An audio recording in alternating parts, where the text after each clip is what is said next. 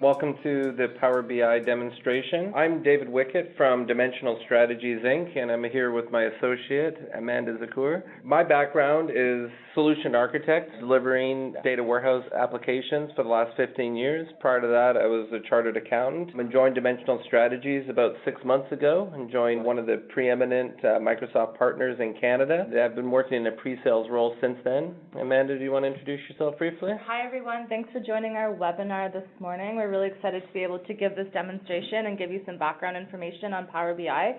I'm the marketing coordinator here at Dimensional Strategies, and you're going to see a lot more of these webinars rolling out in the months to come. So if you have any questions, feel free to type them in the chat window, and we'll answer them as we go.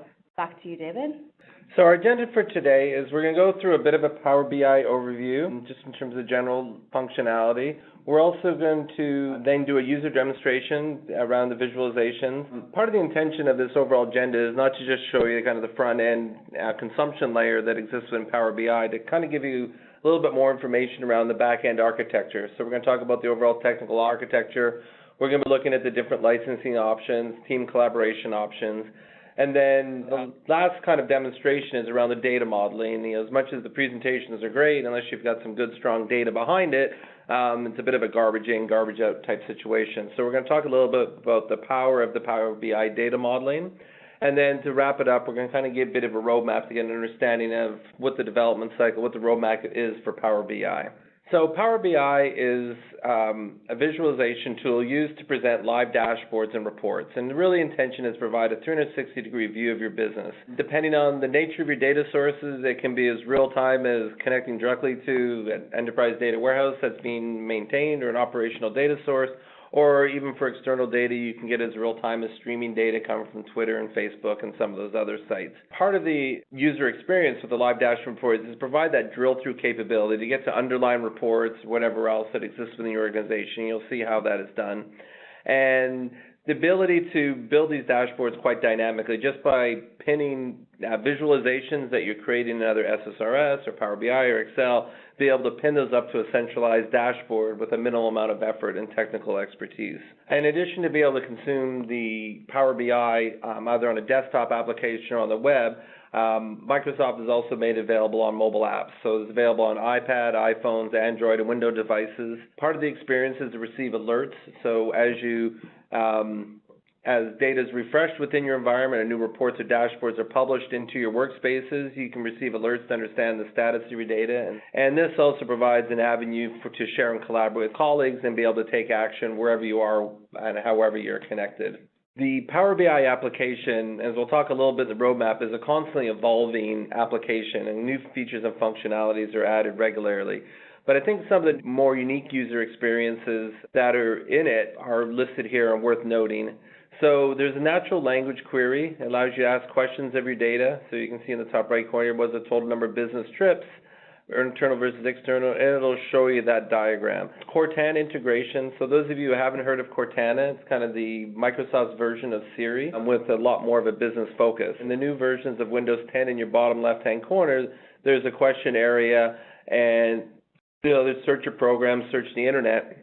What you're also able to do is to pin your Power BI dashboards to the Cortana interface, and this will allow you to access your dashboards and reports directly off of your desktop without either having to log into Power BI or open up the PBIX files. You'll be able to query that information directly. Quick Insights is another neat attribute. What this does is it allows you to take an existing data set, do quick insights on it, and what it'll do is it'll go through that data set, look through all the different permutations of your attributes and measures, and look for the different outliers. I use this quite regularly during POCs to look for anomalies in data that I can kind of craft up and show the business.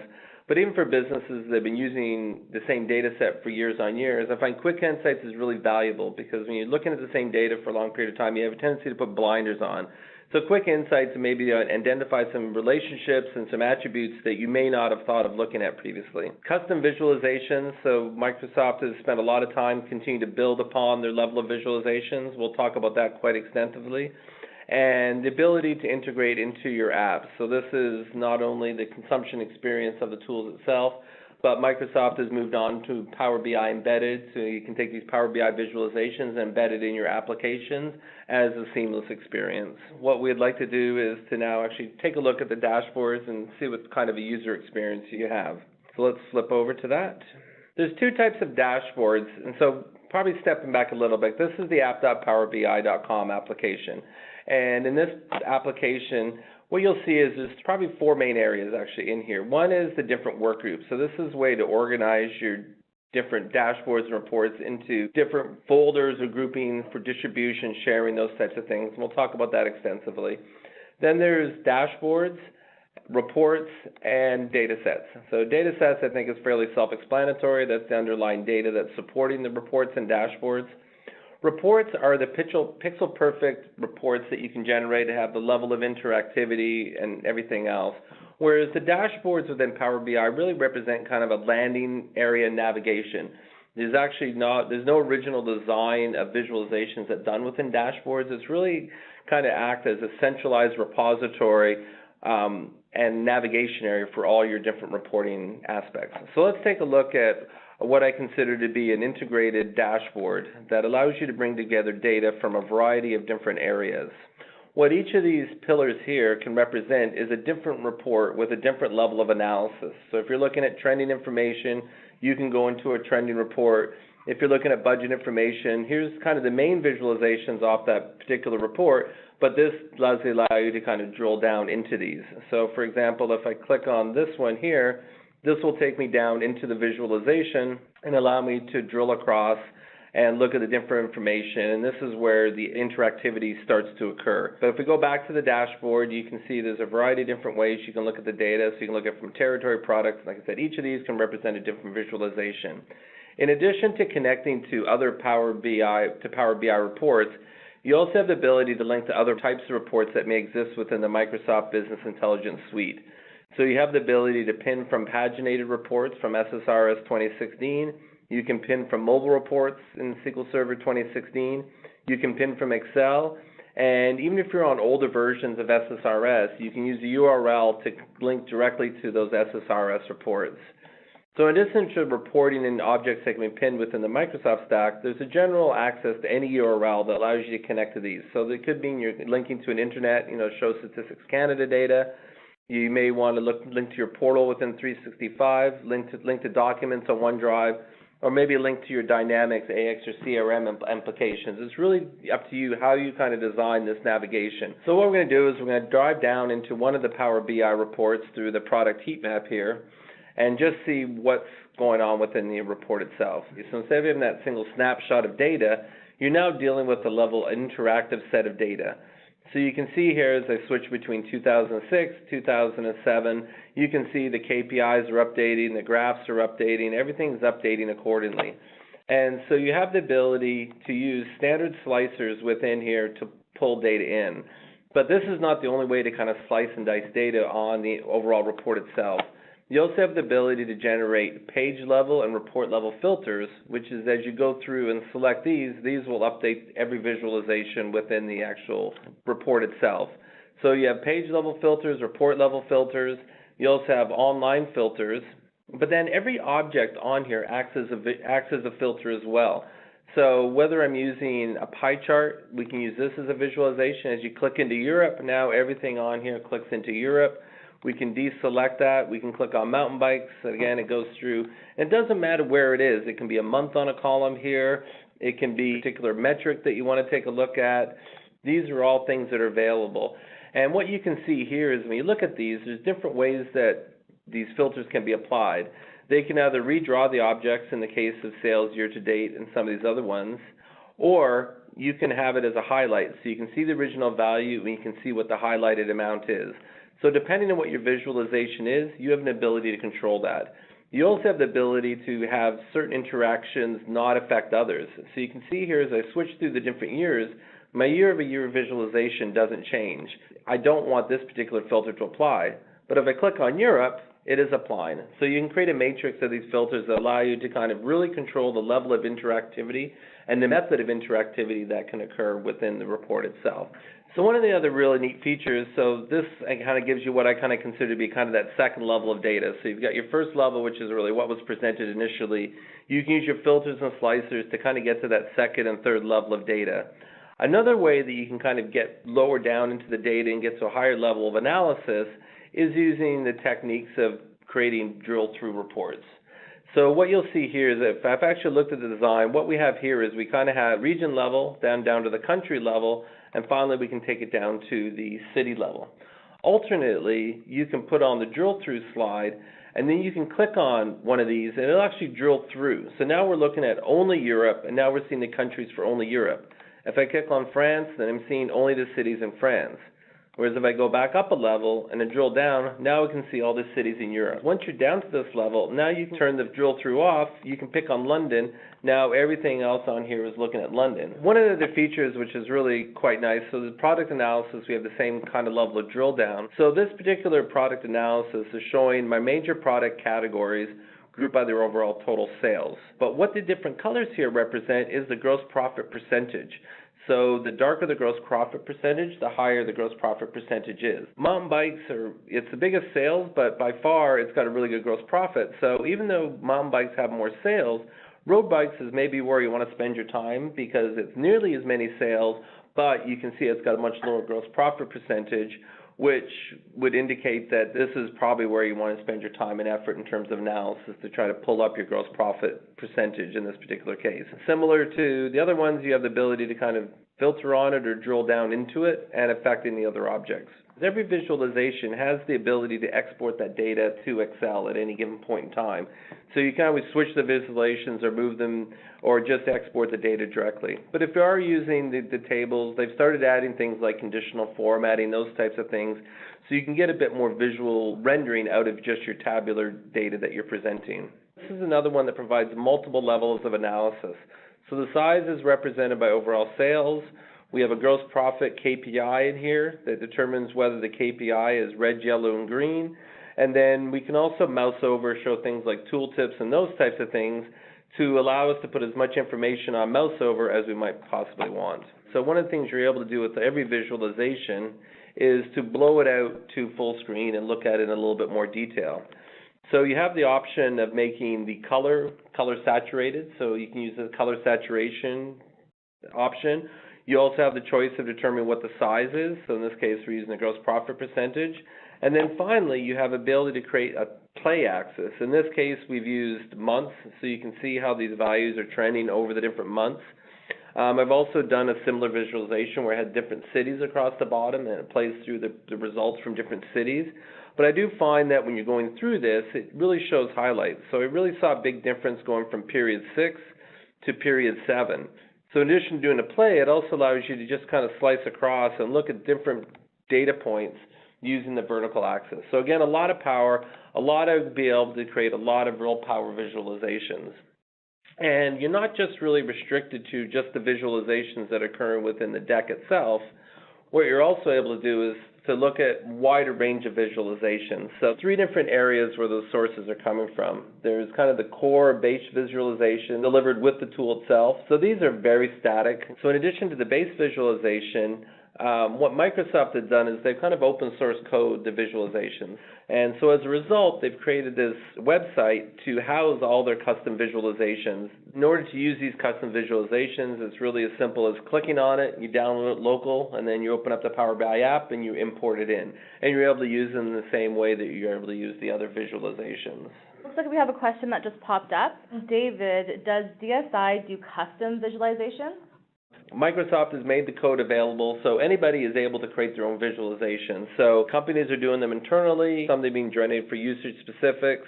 So DSI has just started developing some of these for our clients, so it's a little bit new to us, but it's definitely a service that we are supporting long term. Great, thanks so much. The configuration within the visualization is quite strong. You can identify all the data attributes, your fields, your size, your legends, your axis. So a couple of the cool things is the color saturation. So again, being able to show the different grades of color. Tooltips, any measure can be added to any visualization to provide additional mouse over information. And obviously coordinates allow us to tie things into geomapping and those visualizations as well. And from a formatting point of view, there's the general stuff, title, background, border, those kinds of things, but each visualization has a specific set of formatting, whether it's axis and reference line, the types of colors, legends, categories, and you can turn things on and off for the most part so you get the visualization to look the way that you want it to look. Let's look a little bit behind the scenes and really kind of get an understanding in terms of how Power BI is really pulled together from a technical perspective, and then look at the different ways that you can license Power BI and different ways that you can collaborate once you've got your Power BI dashboards and reports up and running. Remember we talked about the data layer, the report layer, and the dashboard layer. When we initially looked at the dashboard, we had a link to reports, we had a link to SSRS reports, link to Power BI reports. We had some links to spreadsheets, some other Office things, as well as a bunch of links to just general URL. Once you even get into the Power BI reports, you can see that it has the ability to consume a whole breadth of data, from file sources to database sources to Azure sources to other sources. And so what you end up with within Power BI is a little bit of this hybrid solution. So the reports themselves can be developed locally, but to really consume it, you need to push it up to app.powerbi.com. So the actual reports and dashboards actually exist in the cloud itself, but whether you have the data reside on-premise or cloud is really your choice, and that's where the hybrid comes in. You can have a live connection to like your analysis services data and your databases, it can be live, or you can import the data into your model and do scheduled refreshes. If you import the data into your model, then your data will move into the cloud. If you keep all your data using live connection, then the only data that ever exists on the cloud is the minimal amount of data needed to render that visualization. Once that visualization is done, the data is gone as well. By far, live connection is the smallest possible footprint you can have on the cloud with Power BI, but it really depends on your situation. And we start talking about data modeling at the end, you'll understand why in some scenarios we need to kind of import the data and can't always rely on live connections. And it doesn't mean it's a one or the other. Some of your data sources can be on the cloud, some of your data sources can be on-premise. You can use a combination of those within your dashboards and reports to really provide a comprehensive perspective on all your data, regardless of where it is within your organization. And let me actually go back into Power BI itself to kind of take a look at the different data sources. So if I go look at Get Data, we have a whole variety. So we look at file sources, we've got Excel, CSVs, JSON, SharePoint folders. If we look at databases, we're not only looking at the Microsoft databases here, what we're looking at in analysis services, there's also Oracle, DB2, Sybase, Teradata, even SAP HANA is being supported now. And we look at the roadmap, you'll see this is one of the areas, the connectivity is one of the areas Microsoft is spending a lot of their time in terms of enhancing the Power BI app to continue adding more and more data sources. Azure, which is Microsoft's cloud offering, has a variety of databases available. Analysis services should be on here fairly soon. And now we're starting to get into HDA insights. So we're starting to get into some big data sources. Data lake, a lot of these are big data type sources. If we go into online services, what you'll start to see is we're starting to get a lot of the social media in here. So Facebook, Google Analytics, a lot of those are available. But a lot of online service providers are starting to make their APIs available through Power BI through the online services. So Dynamics CRM Online is a good example. Salesforce.com is another one. QuickBooks is on here. So you don't have to kind of learn and understand how they're building their APIs. Microsoft has got this built in directly, so you can just access that data directly. And then finally is other. So R is a big one that's been added into here, some more of the big data sources. But they've also got just a few generic ones like Web, ODBC, and Blank Query, which really allow you to give you open access to pretty much any other data sources not specifically mentioned. So I was using the Blank Query to access Twitter data. You're pretty much able to connect to pretty much any data that you want to be able to connect to. So what we want to do is look at the publishing and pinning model. So there's really two applications that you'll hear about around Power BI.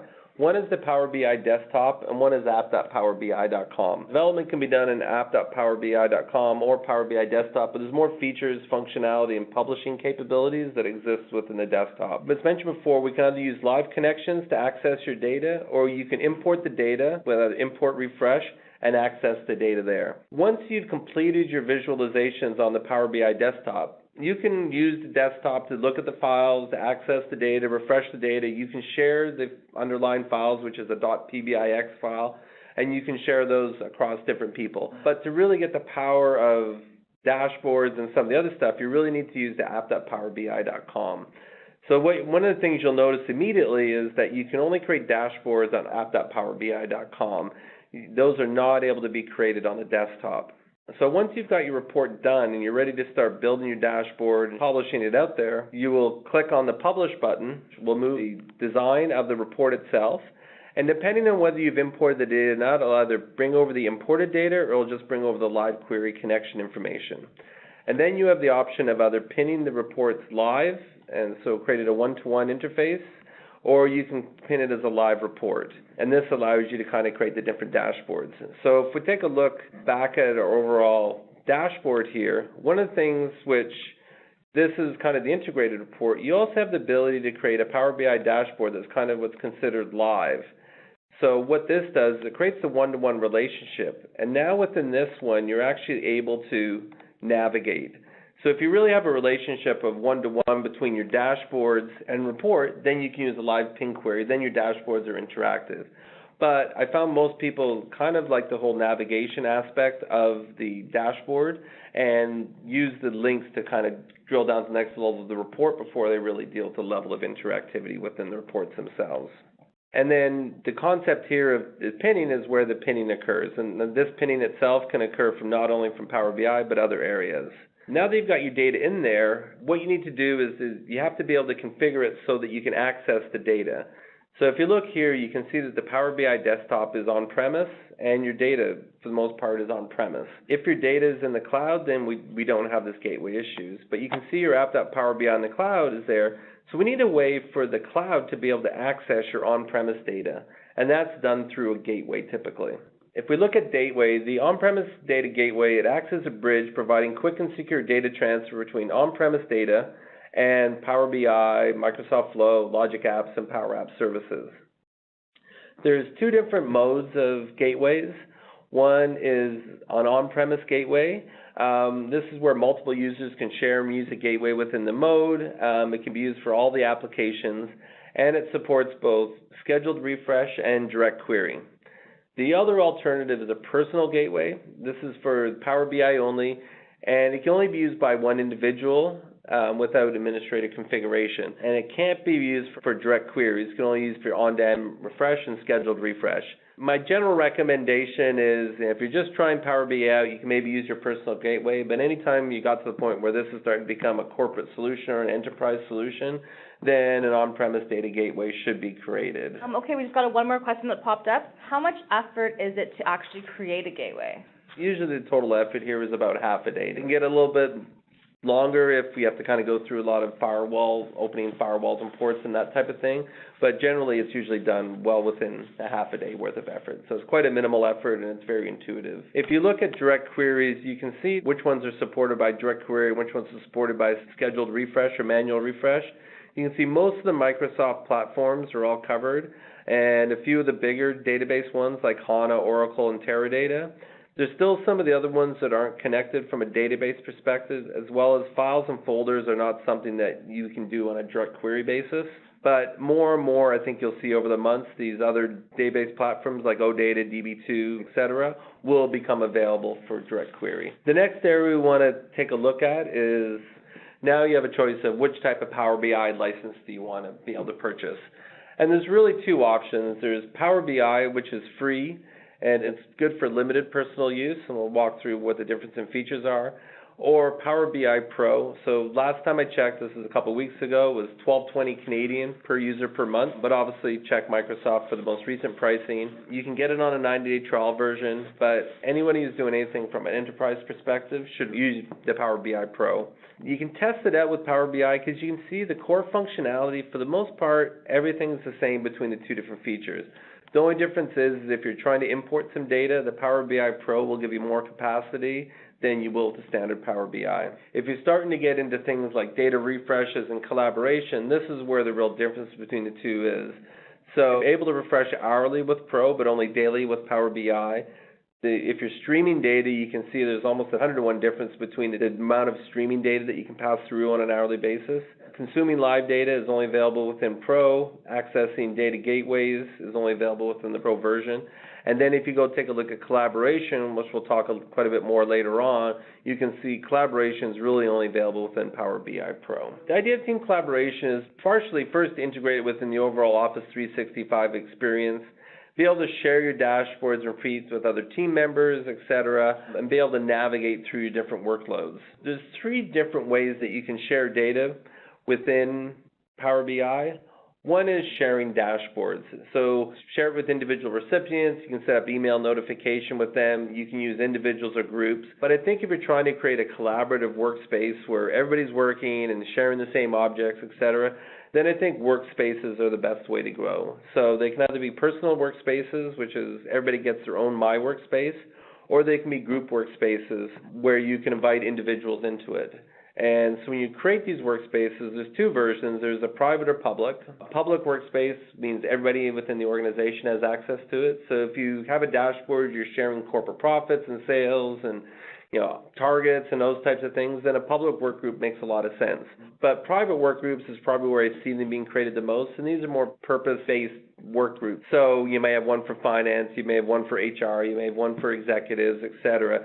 And what you put into those is that has the data sets, has the reports, has the dashboards within it. And when you share a work group either with individuals or groups, they have the ability to see everything in there.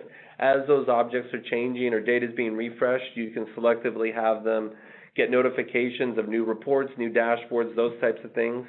And then within the workspace itself, you can control whether it's an edit or view ability. So if it's edit, then everybody has rights to edit. If it's view, then the default is only has view rights, but you can make certain people administrator within that work group where they have the edit rights. What I've been recommending to a lot of people is if you have a development team, create a development workspace where everybody has edit rights, everybody can go in and work with those objects and play with them. Once you've got them exactly where you want them to be for whatever functionality you're having, then republish it to that particular workspace, but in a view-only mode. And so they have ability to view those reports and interact with them, but they don't have the ability to change them and affect the experience for the other users within the group. The third collaboration method is content packs. And there's 2 types. There's one that within an organization, so you have the ability to create content packs within your organization. There's also the online services. So companies like CRM Online, Salesforce.com, they've actually put together these content packs, which includes dashboards, reports, data sets, may include some SSRS reports, some Excel documents. It includes a whole variety of things, and they package it up and deliver it to you. And really the way I kind of look at it, I see these as starter kits.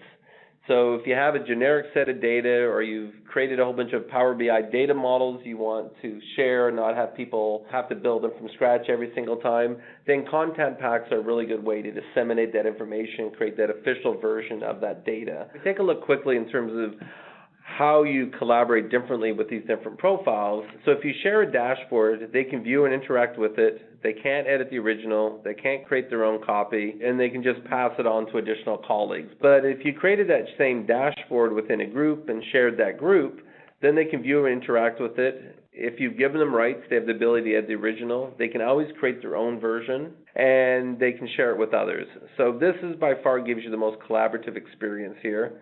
If you're publishing a content pack, you can view and interact with it. Typically, these content packs, aren't connected to your data, so you're not typically able to consume these right away. You're not allowed to edit the original, but you can create your own copy and work from it. And that's really what happens to most people is they create their own copy, modify the data connection strings, whatever else, and they can start working with it. And content packs are really centrally controlled from a sharing perspective, so you can't share them. All you can do is say, hey, go get that content pack. And then if you're publishing to the web, then it's really just view and interacting it and no other capabilities outside of that. So you can see very quickly that creating a dashboard in a group is probably the most wide open way to kind of collaborate within your team around that. So it looks like we have about 10 minutes left. So what I want to do is just try to go through some of the powers and capabilities around the data modeling side of things. So in this case here, what we did is we started with an Excel spreadsheet that looked like this. It has all this data, but it's really formatted for Excel itself. And what we were able to do through the edit query process within Power BI is we're able to take this initial document here, which imported like this, and we're able to take it through a variety of steps of removing columns, removing some rows, transposing the data to get it where we want it to, gaps in data so that data gets filled in. We're going to create some headers here so that we can pivot things out. We have some grand totals and totals in here, which will cause double counting. So we're going to filter those rows out of these two different sections, get rid of an extra column, and then we can rename our columns, and we have a data set that we're ready to go. In addition to just manipulating that data, we also have the ability to add additional columns. So we're going to add the year, quarter, month for each of these columns, and then we're just going to do a little formatting around data types, rename one more column, and we're ready to go. Our analysis is ready to go. Now you can close and apply. What's really nice about the edit query features as well is that this is like a recording, like a macro recording. And so next time if that spreadsheet gets updated next month, you can point to it. It's going to go through these applied steps in the same order as last time and generate the same results. A lot of people ask me, how does this compare against Microsoft Macros? It's really the same, except the ability to edit this is much stronger. Like if I want to go back, the last step I didn't like, I just go back, change it. So it gives you a lot more ability to kind of play and get it right. If you do something that didn't do what you wanted to do, just delete that step, you go back to where you were. If you're doing a Microsoft macro, you'd probably stop, restart, start from the beginning, or patch it all together. So this is by far a lot easier way to do it, and then all your data manipulation's all kind of done in one spot. The next area I wanted to kind of take a look at is show you what you're able to do from a data modeling perspective as well, in terms of mashing data together. I've pulled in two transactional tables from AdventureWorks that have got a lot of data around the costs and rates and everything else, but don't have any information from a master data perspective. I got just a date, but I don't know what the quarter end or year end or month ends are. I have territories, but I don't know what the region and countries are. I've got product IDs, but I don't know what the product categories and subcategories are. So what I'm able to do is combine it with different data sets. So this data was imported with a SQL connection. What I want to do is I'm going to bring in some master data here. So I'm going to bring in master data, which is coming from a different source. In this case, we captured it in Excel. I'm going to bring in my date hierarchy, which has my years, quarter, months, my product hierarchy, which has my categories and subcategories, and my territory that has my cities, countries, and regions. And I have a choice of editing the data, which is we did in the last example, but in this case, because they're already in tabular format, I'm able to load those in directly. And what it's going to do is, as it's importing the data, it's going to look for existing relationships within the data. And in this case, it found a relationship between the territory ID and sales territory and the territory ID and order header, and it automatically created that relationship. All relationships have to be a one-to-many, so it doesn't naturally support many-to-many relationships. Everything has to be one-to-many. And I recommend anytime you see a relationship created, you should double-check to make sure it's correct. But in addition to the relationships that look for automatically exact names, you can also ask it to auto-detect, and it'll go through all the data and look for other relationships.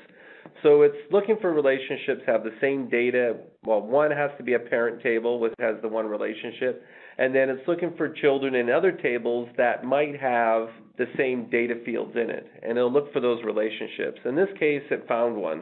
It found a relationship between product ID and prod ID. So it didn't find it the first time because it wasn't an exact table match, but it was able to find it when it looked through the other ones. One thing, and I've noticed, is that it doesn't seem to do this with date ones. So in this case, for dates, we can either use the manage relationships to do order dates, or we can just drag and drop it on, and it'll create the relationship for us. We had a question pop up. It says, does Power BI support many-to-many joins? It does, and you'll see these arrows in here indicate the direction. So there is a mechanism using these series of these one-to-many relationships to create many-to-many relationships. So it is doable in the more recent versions of Power BI, but it is a little bit of a tip and trick, which I unfortunately don't have time to demonstrate in today's session. And what we didn't get into much, and we probably don't have that much time today, but is DAX expressions. So DAX is the programming language that's actually used within the data modeling. So the syntax is very similar to XLS in some cases. You know, when you get into the more complicated functions, it's a little bit different. But a lot of things like concatenates, min-maxes, lengths, mids, those types of things are very similar to the syntax within Excel. So if I go take a look at it within this model, I've created a few calculated measures here. And so they can either be created as calculated columns, and you can see I created a column that takes my order quantity, multiplied the standard cost, and I rounded it to 2 decimal places. I put that directly into the table. So DAX can be used to create calculated columns or calculated measures. Calculated measures more have a tendency to sit on top of the data and act as a summarized value on top of the data. So you can do basic things like summing measures, but you can get into more complicated things like creating prior periods. So you can calculate sales for the previous month. You can create sales year-to-date type figures. So there's actually functions for total year-to-date, total month-to-date, those types of things. So there really is a variety of DAX calculations, and they can get quite sophisticated in terms of doing ranking your things, taking top ends, if statements, calculate statements. It's really quite unlimited in terms of the level of functionality that you can get out of the DAX and really provide a level of understanding and interpretation, whether it's KPIs or whatever else, on top of the raw data that you're actually importing into the underlying data model itself. So it looks like we're wrapping up on the last 5 minutes. So I just wanted to kind of end up on a bit of a discussion about the Power BI roadmap and some other resources that you can use for your own experience. Power BI is really in a rapid deployment model. They're literally deploying to the web about once every 2 weeks. The desktop itself is updated on a monthly basis. So it does require a new download about every 2 minutes. And this link here will show you all the latest updates that have occurred. Very quickly, I thought I'd just to show you how much is actually being released on a monthly basis. I've got here the June release and the May release. So you can see in the June release, we got, shape maps came in as new visual. We've got searchable slicers. We've got configurable line chart labels. We've got new sign and entry points. We've added row level security, data connectors. But you can see here, data connectors, look how much time and effort was put into data connectors in terms of new data connectors for Azure, enhanced SAP connectors, a whole variety of different ones here. And if we look at May, very similar. There's 5 or 6 things that are actually on the report functionality, but the data connectivity is being worked on extensively, and you represent usually about 2/3 of the enhancements on any individual release. Just for additional resources, so there is a Power BI community. It has links to the Data Insights Summit of 2016. So this is, if you're looking for more information or more demos around Power BI, if you're looking to see what's new on SQL 2016, I highly recommend you look at some of the sessions in the Data Insights Summit. And then finally, there's the concept of Power BI Ideas. So in the same fashion, they kind of open source the community in terms of, the visuals and being able to create your own kind of thing. They've also kind of created a community involvement and open source involvement in terms of prioritizing their next enhancements and next features. So what you're able to do is you're able to submit feature requests onto ideas.powerbi.com. What I recommend is if you're looking to add a feature, you would submit a feature request, is that you search for the features that are already in there. Because quite often that feature has already been requested, and what you're able to do is upvote that feature. And so what Microsoft's doing is they're looking at their feature requests, they're looking at prioritizing based on the number of votes, and then that's how they're kind of determining some of the next level of functionality. Probably not the exclusive way that they're doing it, but it's definitely a key factor in determining, which features they're kind of adding in next and which ones they're working on. What's really nice is you can monitor those feature requests. Quite often you'll see Microsoft people going in, providing a status of where that feature set is, currently working on it, should expect next couple months, we haven't addressed it yet. So at least you get an idea of whether that feature set is pending or not pending or where that's going to. If anybody wants to reach out to Amanda or myself, you're more than welcome to. Yep. We do have a couple Power BI offerings. So we have a 1-day Power BI challenge where we let you go into your company for a day. We'll model some data in the morning. We'll build some reports and dashboards in the afternoon. So within a 1-day experience, we can show you how your data can be consumed and visualized. We also do Power BI training, so 1-day training, interactive with labs, etc.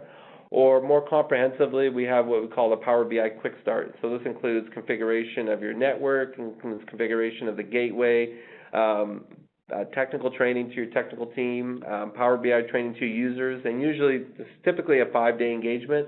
That usually leaves a couple days to actually work with your analysts to start building out their first set of dashboards and reports. Great. And you can email David for hard copies about all of these challenges and training sessions. We can send you to give more information. And that's also on our website as well. It's on our website too. Okay. Well, it looks like we're down to the last 55 seconds here, so I just wanted to thank everybody for their time today. Hopefully you'll reach out to us and we can start helping you realize the Power BI capabilities. Thank you.